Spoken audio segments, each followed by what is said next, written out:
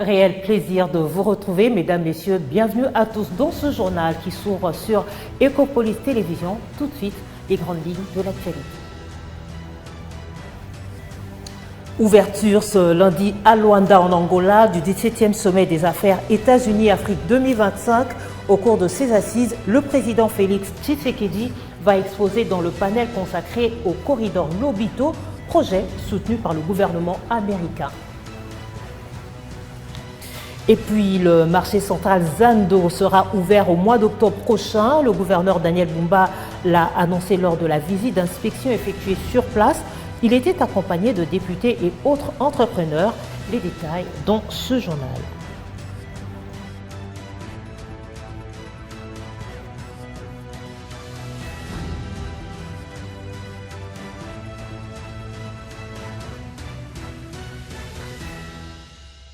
Le président de la République, Félix-Antoine Tshisekedi, participe ce lundi 3 juin plutôt en Angola au 17e sommet des affaires États-Unis-Afrique 2025.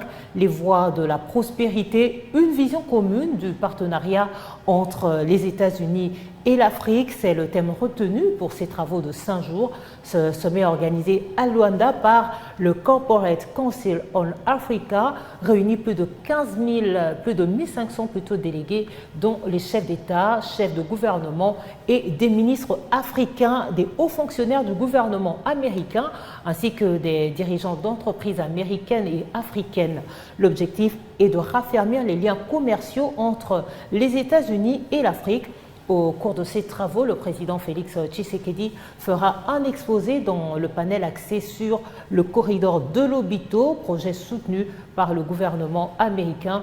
Une série de rencontres bilatérales est prévue avec ses homologues et avec Massad Boulos, conseiller principal du président Donald Trump pour l'Afrique.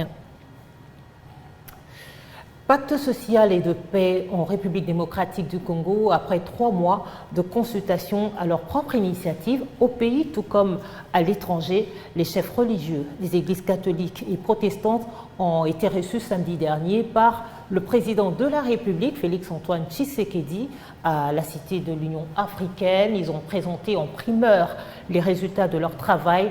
Au sortir de leurs échanges, Monseigneur Donatien Cholet, secrétaire général de la SYNCO, a déclaré qu'une commission sera mise en place pour approfondir leurs propositions. Reportage.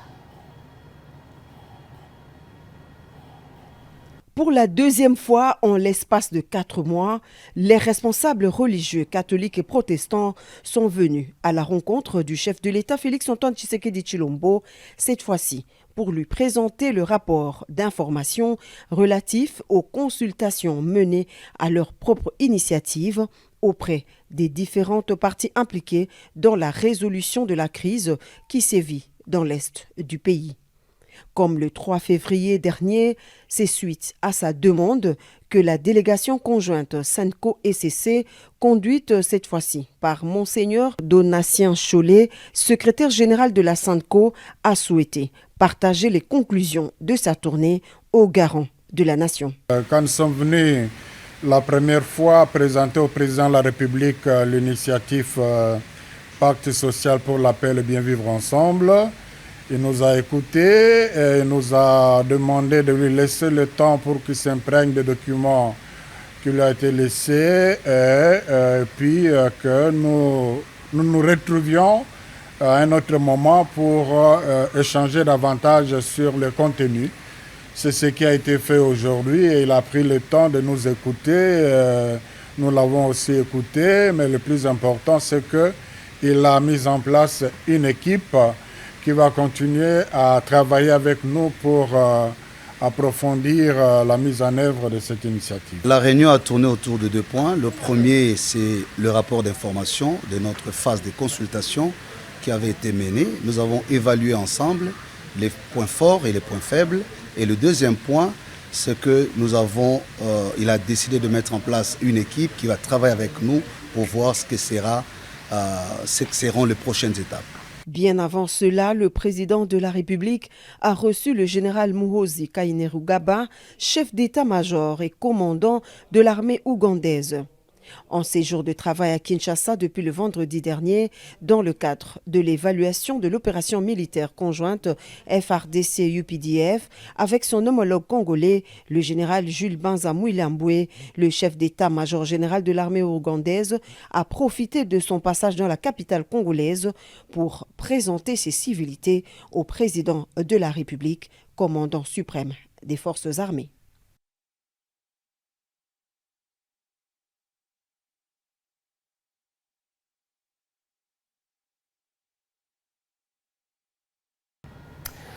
Le général Muhoozi Kainerugaba, commandant de l'armée ougandaise, est arrivé à Kinshasa vendredi dernier dans le cadre de l'évaluation de l'opération militaire conjointe Shuja, lancée le 30 novembre 2021, une initiative militaire conjointe entre les forces armées de la République démocratique du Congo et les forces de défense du peuple ougandais visant à neutraliser les forces démocratiques alliées, ce groupe rebelle accusé de massacres de civils dans l'est de la RDC et d'attentats terroristes en Ouganda. Depuis son lancement, plusieurs bastions des ADF ont été démantelés, notamment dans les territoires de Beni et d'Irumu.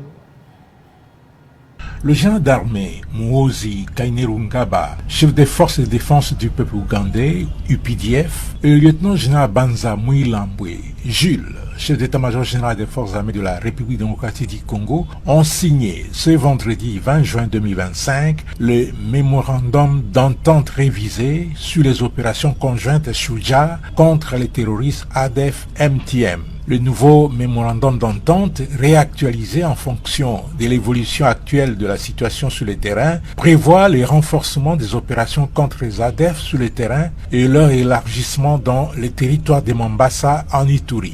Ces opérations conjointes seront également étendues contre les groupes armés auteurs de l'insécurité dans la province de l'Ituri, plus particulièrement dans les territoires de Djougou, Irumu, Mahagi et Aru. Pour appuyer ces opérations, il a été décidé le maintien de l'équipe conjointe de renseignement. L'autre point inscrit dans le nouveau document est la sécurisation conjointe des travaux de réhabilitation de la route Kassindi-Beni-Butembo. Le communiqué final de cette rencontre, qui a été précédé de la réunion des experts, est présenté ici par le général-major Ilungampeko Edmond, chef d'état-major adjoint de la force terrestre des forces armées de la République démocratique du Congo. Le général Muhoozi est arrivé ce même vendredi à Kinshasa. Il a été accueilli au grand quartier général des FARDC par son homologue congolais, le lieutenant-général Banza Mouilamboué Jules. Dans une réunion en tête-à-tête, ils ont parlé de la coopération militaire bilatérale entre l'Ouganda et la République démocratique du Congo.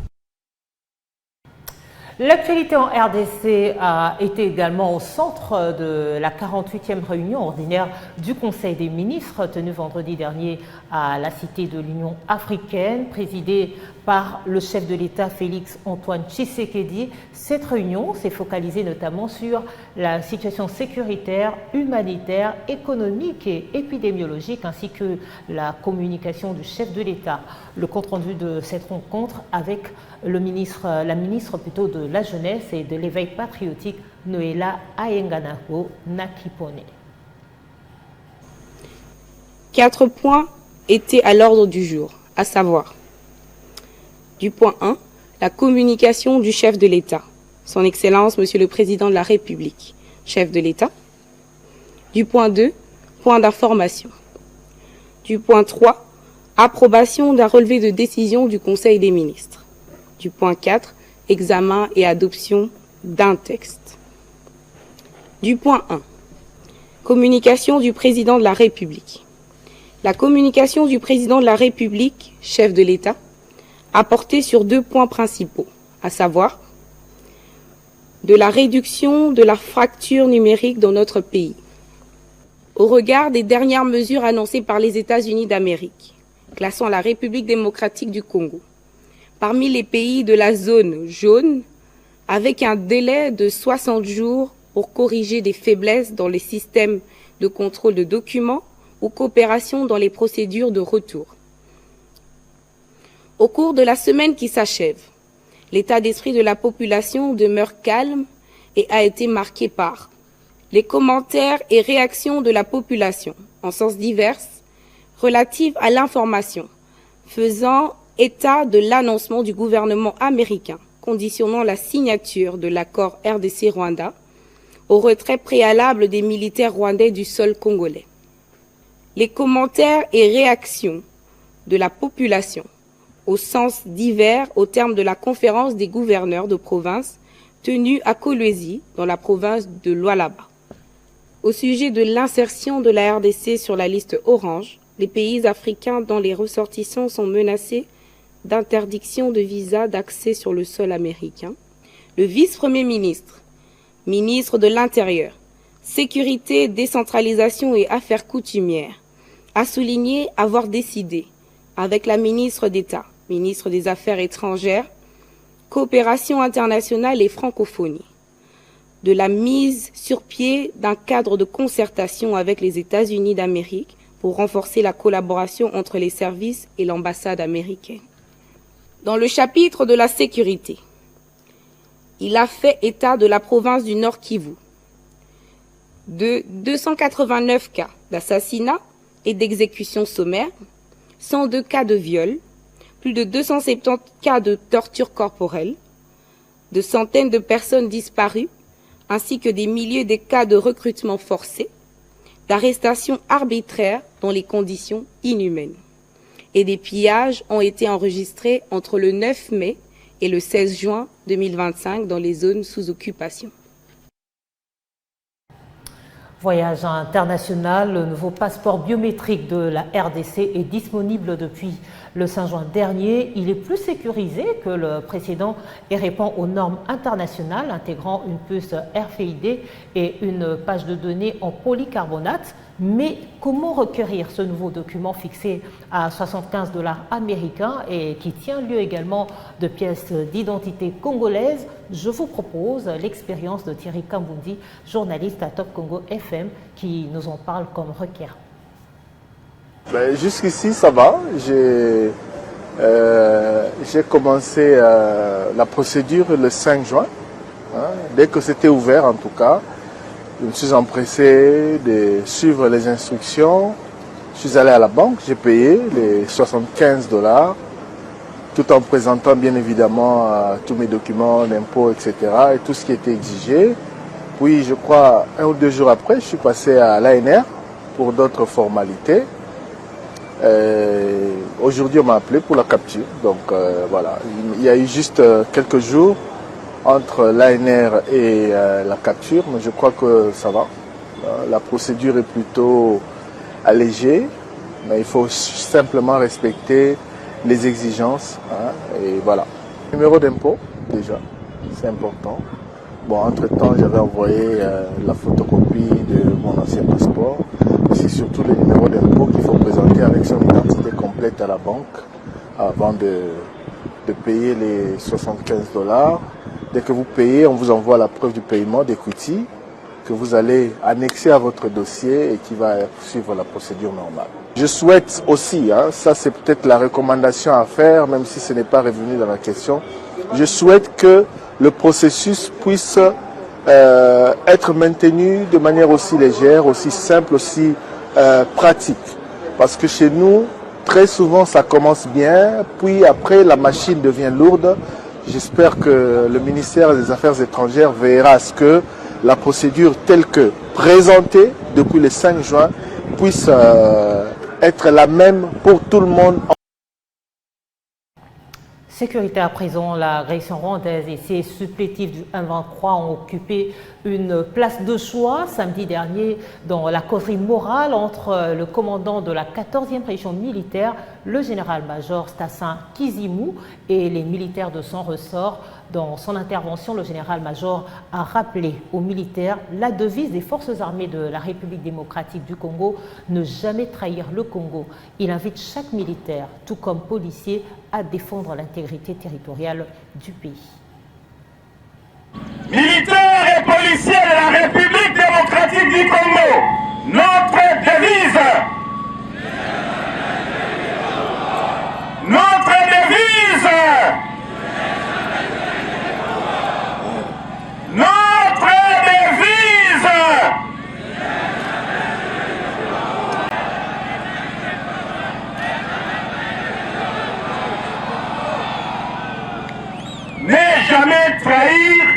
Congo.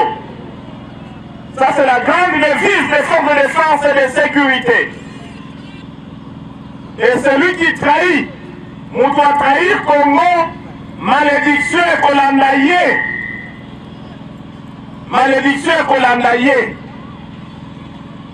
Alors, il faut devise la biso pour respecter Yango. Yango nalingi na rappeler mission. Oyo tozali nango biso basoda na biso bapolisier. Mission na biso ezali nini? Mission ya liboso ezali kobatela mboka na ndelo nango nyonso. Po eteni ata moko te, santimetre ata moko te, ezwama na monguna te. Ya mibale, kobatela population na biloko na ye nyonso. Ya misatu,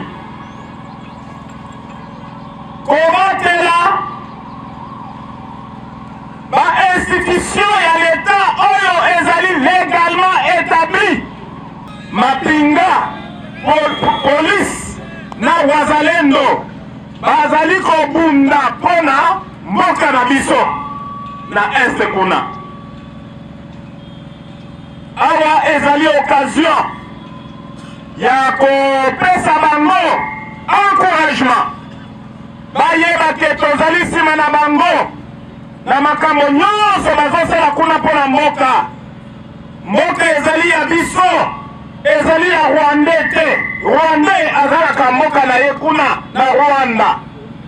Me lelo oyo mokonzi akonzi mboka, mboka epesi ye nyonso mpale efesa ye, apaki mokonzi na ye abaluki akomi munguna ya mboka. Ezali pasi. Il faut révolter bino. Wana nini ka mboka mukie akobanda koya kosakana na biso paske bato ya mboka bakomi baenemi ya mboka na bango, bakomi kokoperera ka mboka wana. Soki yango lelo osaleli Rwanda ne okende na Rwanda, ozala nani na Rwanda? Eloko nini eza na Rwanda? Yango omoni tokolobela yango na bareseau sociaux, ekomi bato bakomi komanipule batu kokoma baliste, bakangi bakingandi, bakangi bakingandi, bakangi bakingandi. Me tanga pe bakangeli ye pona nini? Eske toyokani?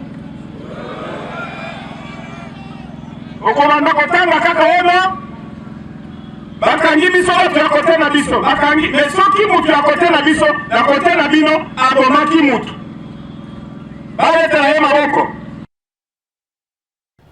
Tout à fait autre chose, le marché central de Kinshasa, communément appelé Zando, rouvrira ses portes dans 4 mois, soit 1 mois après la finition des travaux. C'est ce qu'a annoncé le gouverneur de la ville, Daniel Bumba, au terme d'une visite d'inspection conjointe effectuée samedi dernier en compagnie des élus provinciaux de Kinshasa. Sur place, Daniel Bumba a salué l'évolution du chantier tout en invitant les Kinois et Kinoises à faire preuve de patience. Images et commentaires.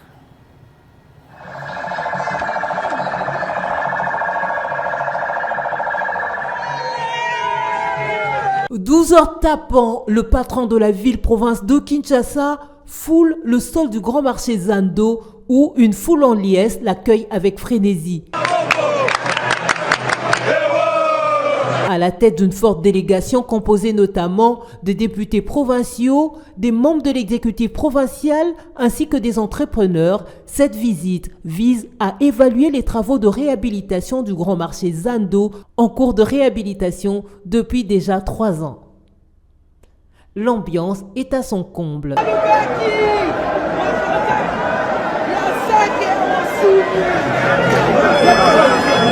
Après une brève réunion conjointe gouvernement-assemblée provinciale de Kinshasa, le gouverneur de la ville délie sa langue pour s'adresser aux Kinois.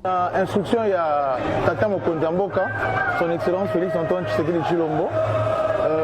Ouazali qu'on se soucie dans le quotidien bakinois et comprenons que Zando ils ont un rôle moko fonctionnel il y a makasi pour la ville de Kinshasa les touraki tout le monde tu constater que Misala et Salami ça fait déjà 3 ans mais tu as quand même impulsion pour ça quand même en voie qu'elle est bien entrepreneur avec ce Salami na Oyo et Tigali Salama.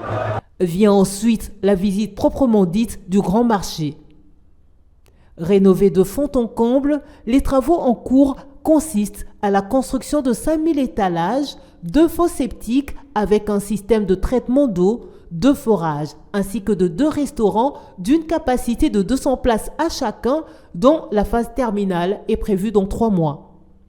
La visite du patron de la ville est visiblement rassurante pour les vendeurs et pour la population quinoise qui, en 3 mois, vont retrouver leurs indos modernisés. Félix Tshisekedi a promis et a réalisé.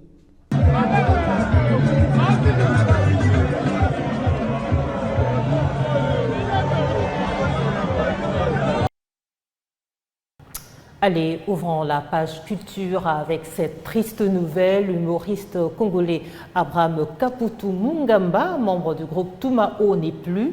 Il est décédé dimanche 22 juin des suites des complications cardiaques à l'hôpital militaire central du Kankokolo. Né en 1968, Abraham Kaputu a bénéficié de la confiance de la communauté congolaise et internationale grâce à son don de faire rire et de divertir en langue française.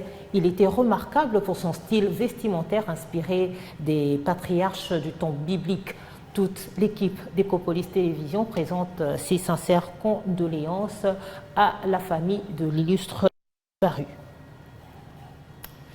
Dans le même registre au Congo-Brazzaville, entre pleurs et rires, il y a Régis Touba. Alors que le monde célébrait le 21 juin la journée de la musique à Brazzaville, précisément ce jour était consacré de rendre hommage à Régis Touba, artiste musicien, grand tigre pour les intimes. Décédé le 15 mai dernier en France des suites d'une maladie, Régis Touba a été porté sous terre le 21 juin à Brazzaville. Auteur de plusieurs titres, entre autres Angela et Tchekele Tchekele, il a connu une carrière musicale jalonnée de succès depuis la jeunesse Extra Musica Zangoul et Extra Musica Z International. Régis Touba, qui s'est converti au christianisme, laisse une discographie riche en répertoire pour les générations futures. Il passe le micro à gauche, mais s'en va pour mieux rester avec ses mélodies. Paix à son âme. En international, les États-Unis ont mené des frappes sur 3 sites nucléaires iraniens le dimanche 22 juin, larguant plutôt une charge complète de bombes sur celui de Fordo. Cette agression dénoncée par Téhéran fera l'objet d'une riposte. Le pays se dit prêt à se défendre par tous les moyens nécessaires. Ces frappes marquent une escalade significative dans la guerre qui oppose actuellement l'Iran et Israël. En plein conflit déclenché le 13 juin par une attaque israélienne inédite contre son ennemi juré iranien, le président américain Donald Trump a envoyé ce dimanche 22 juin des bombardiers frapper en Iran les sites souterrains d'enrichissement d'uranium à Fordo et les installations nucléaires à Natanz, que le Pentagone affirme avoir dévasté le programme nucléaire iranien. L'attaque a été menée à l'aide de 7 bombardiers furtifs B-2 pour la première fois que Washington a eu recours à de puissantes bombes anti-bunker GBI-57 capables de s'enfoncer à des dizaines de mètres de profondeur avant d'exploser. Cependant, Israël maintient l'ambiguïté sur la propre possession de l'arme atomique, détient 90 ogives nucléaires selon l'Institut international de recherche sur la paix de Stockholm. Mais à la suite de cette attaque, la Maison-Blanche, par son président, appelle Téhéran à faire la paix, sinon l'attaque sera bien plus importante. Et il a aussi mis en garde l'Iran contre toute riposte face à cette attaque. Voilà, c'est sur cette note internationale que nous bouclons ce journal. Merci de votre fidélité à Ecopolis Télévision et de nous suivre également sur YouTube si vous avez raté à très bientôt pour une nouvelle livraison de l'actualité.